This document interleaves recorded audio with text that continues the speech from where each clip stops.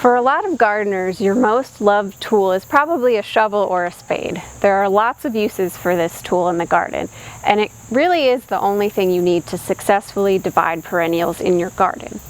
But if you're getting ready to divide perennials in your garden, there are a few other tools that you might want to have in your tool shed to help you with this process. You might get a spading fork like this one. It can dig up roots without disturbing them quite as much as a spade will. It won't cut quite so many roots and will still be able to uproot the plant.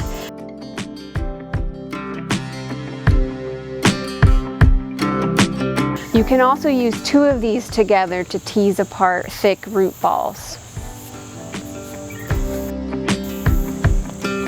If you're gardening in a small space, you also might consider getting some smaller tools for dividing perennials. A soil knife is a great tool all around in the garden. It helps dig, but it also has some cutting edges. One's serrated and one is straight to help you make cuts in roots and tubers. Or you might get a thinner shovel to help you dig around some of those tighter spaced plants.